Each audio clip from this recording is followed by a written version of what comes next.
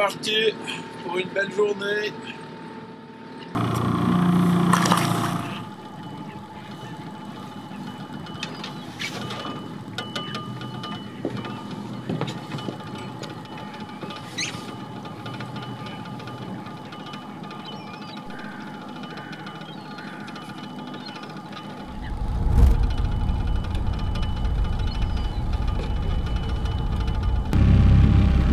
Alors qu'est-ce qu'on attend, Pascal?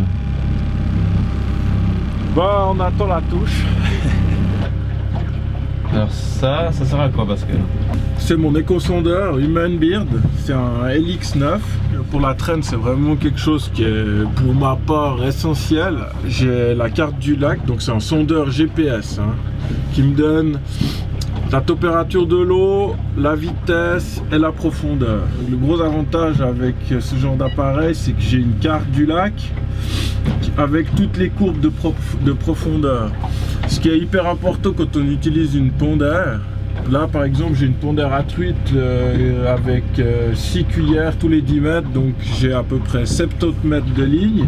À 4 km/h, je pêche environ à 40 mètres au plus profond. Donc avec ça, c'est ma sécurité, je vois toujours les courbes de profondeur avec la direction du bateau, donc je peux toujours prévoir à l'avance le fond et où je vais aller,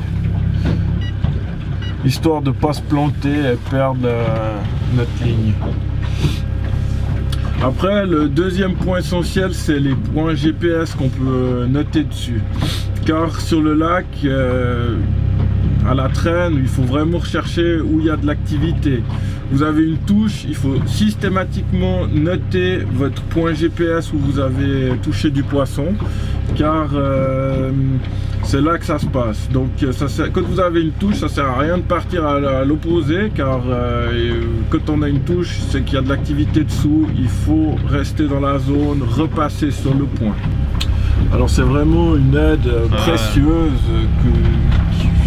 qui est quasi obligatoire si on veut pêcher à la traîne correctement. Oui.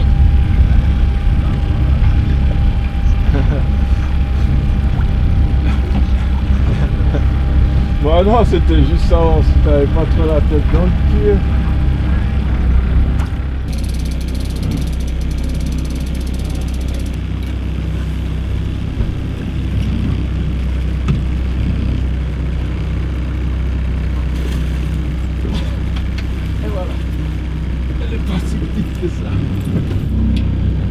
Joli. Et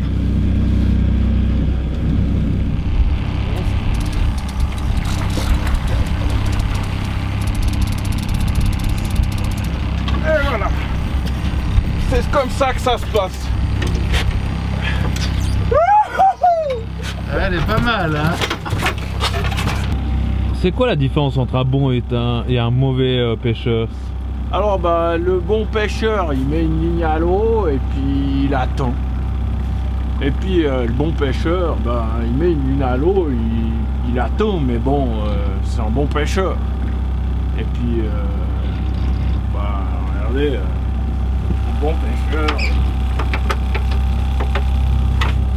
il a ça dans le bateau, tu vois. Ça, c'est un bon pêcheur, c'est pas les Yamantali. Ici, on est avec des professionnels, avec du matériel haut de gamme. Bon, mais on va rentrer parce que on va pas vous faire les viandeurs aujourd'hui. 3 truites, belle journée. Bon, je vais quand même aller les marquer dans le permis parce qu'au cas où il y aurait un contrôle, c'est mieux que ce soit indiqué dans le permis. Comment ça se passe, vous faites le permis de pêche? Qu'est-ce que tu dois faire? Alors, on doit toujours indiquer, entourer le jour au stylo qu'on part à la pêche. Même lorsqu'on part à la pêche, on doit toujours le faire. Après, on doit indiquer le nombre de prises et le poids. C'est pour les statistiques des pêcheurs amateurs sur le lac Léman. Alors je voulais vous présenter un petit montage maison, spécialement de la quincaillerie Riviera. Donc c'est un système Chavis de la maison Glardon que je modifie légèrement. Donc je recoupe la bavette qui est ronde à l'original, je la recoupe carrée pour pouvoir l'utiliser plus rapide. Donc là on est à 4 km/h. Alors j'utilise des gardons frais, je tiens à préciser, parce que les congelés c'est pas terrible, ils sont trop rigides. Donc je les tue au préalable bien sûr, et après on les fixe sur cette petite monture. Et voyez là j'en ai un dans l'eau, vous pouvez regarder la nage à 4 km/h. Donc ça tient parfaitement la vitesse, vous pouvez monter jusqu'à 4,5 sans problème. Mais il faut bien faire attention lorsque vous mettez à l'eau qu'il soit vraiment bien ajusté dessus. S'il nage de travers, votre leurre va pas pêcher. Mais c'est vraiment un leurre qui marche très bien, surtout au mois de mars, avril, quand les grosses truites sont en surface.